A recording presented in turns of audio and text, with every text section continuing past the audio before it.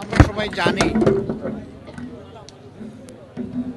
সাবেক প্রধানমন্ত্রী BNP chairperson 4 দলীয় এবং 20 দলীয় জোটের নেত্রী বেগম খালেদা জিয়া তিনি গুরুতর অসুস্থ অবস্থায় আছেন। এর আগেও তিনি এসেছেন বহুবার, কিন্তু এবারকার মতো এত সংকটজনক পরিস্থিতি এর আগে তৈরি হয়নি। আমি ধৈর্য ধরছিলাম, দোয়া করছিলাম বাইরে থেকে, এবং ধারণা ছিল যে এখানে এসে ডিস্টার্ব না করি। বিএনপির পক্ষ থেকেও সেই ধরনের একটা আহ্বান মহাসচিব জনাব মির্জা ফখরুল ইসলাম আলমগীর সাহেব জানিয়েছিলেন যে সবাই দোয়া করুন, এখানে এসে সবাই ভিড় করবেন না। এখানে ওনারও চিকিৎসা বিঘ্নিত হচ্ছে, আরও রোগীদের চিকিৎসা বিঘ্নিত হচ্ছে। কিন্তু আজকে আর কোনোভাবে মনকে বুঝাতে পারিনি, এই জন্য আসলাম। আমি ওনাকে দেখে এসেছি। এখন ওনার ডায়ালাইসিস চলছে এবং তিনি আসলে ডিপ সিডেশনেই আছেন।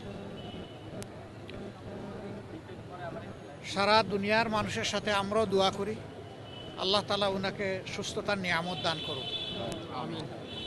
তিনি সুস্থ হয়ে আবার ফিরে আসুন এবং জাতির খেদমতে বাকি জিন্দগিটা উনি যাতে কাটাতে পারেন সেই দোয়া করি।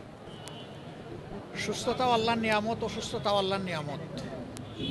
এই ক্ষেত্রে তার আপনজন যারা আছেন, বিশেষ করে তার পরিবারের সম্মানিত সদস্যবৃন্দ, তাদের জন্য এই পরিস্থিতিতে ধৈর্য ধারণ করা বড় কঠিন।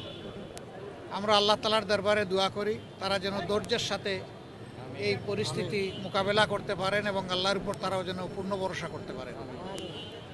আল্লাহ তাআলার হাতে সব কিছুই আছে। আল্লাহ তাআলা জীবিতকে ধরে নিয়ে যেতে পারেন, আবার মরার মধ্যেও জান দিতে পারেন।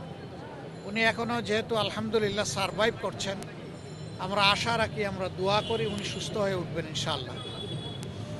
আপনারা সবাই দোয়া করবেন। আর এখানে হসপিটালের যে ডিসিপ্লিন, এটার ক্ষেত্রে আমাদের কারোই ব্রেক করা উচিত না। আমি মাত্র 1.5 মিনিট সময় সেখানে দাঁড়িয়েছি। আমার কর্তব্য নিষ্ঠা আমাকে বলেছে যে তোমার সুযোগ থাকলেও দীর্ঘক্ষণ এখানে দাঁড়ানো উচিত নয়। আমি দু চোখে একটু দেখে আসতে পেরেছি, এটা আমার সান্ত্বনা। আবারও আল্লাহ তাআলার কাছে দোয়া করি আল্লাহ তার বান্দিকে ক্ষমা করুন, তার উপর রহম করুন এবং তাকে সুস্থতার নিয়ামত দান করুন। আসসালামু আলাইকুম ওয়া রাহমাতুল্লাহ।